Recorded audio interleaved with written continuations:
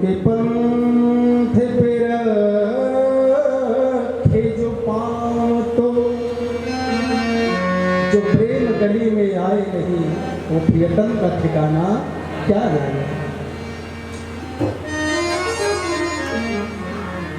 प्रेम के पंथ पे रखे जो पाँव तो प्रेम की रीत निराली बताई और मन भावन पर सब कुछ हार के मन भावन पर जो हमारे मन पसंद है जो हमें अत्यंत प्रिय है मन भावन पर जो हमें प्रिय है उसे पा लेना ही प्रेम नहीं है। उसके लिए त्याग करना भी प्रेम होता है। तो प्रेम के पंथ पे रखे जो पाँव तो प्रेम की रीत निराली बताई और मन भावन पर सब कुछ वार के हारे सुजीत का अर्ज मनाई। प्रेम नदी इतनी गहरी जो डूबे नहीं सो पार न जाई।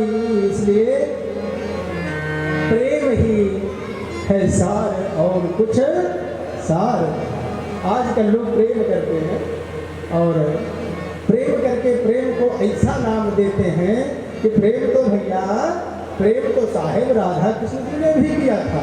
अरे भले मानुष राधा कृष्ण के प्रेम की तुलना से अपने प्रेम की तुलना कर रहे हो है। सौंदर्यता के जो लोलुप हैं अंधे हैं वह तुलना राधा कृष्ण से अपने प्रेम का करते हैं। प्रेम तो राधा कृष्ण ने किया था। हाँ बात सत्य है प्रेम तो राधा कृष्ण ने ही किया था तुम्हारे बस की थोड़ी है। वास्तविक प्रेम क्या है? ठाकुर जी को सर्वस्व सौंप देना ही प्रेम है। तो जब ठाकुर जी ने अपने वैकुंठ को देना चाहा तो तीसरी मुट्ठी खाना जो चाहा रुक्मणी ने आकर के रोक लिया है और अपना भी निवास दान में दे रहा। कैसा ही दानी मेरा पिया है। कहती प्रभु बावले हो गए हो। अरे स्वर्ग पहले दे चुके हो त्रिभुवन पहले दे चुके हो पृथ्वी का वैभव सौंपे दिए हो आप तो क्या वैकुंठ को भी दे करके स्वयं रोड पे आना चाहते हो? बस करो प्रभु।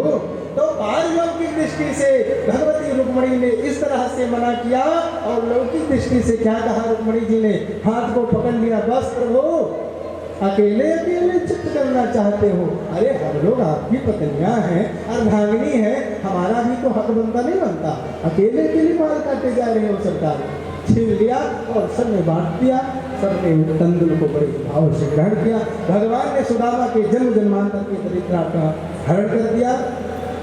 समय का अभाव है किस तरह से सुदामा पर भगवान ने कृपा की।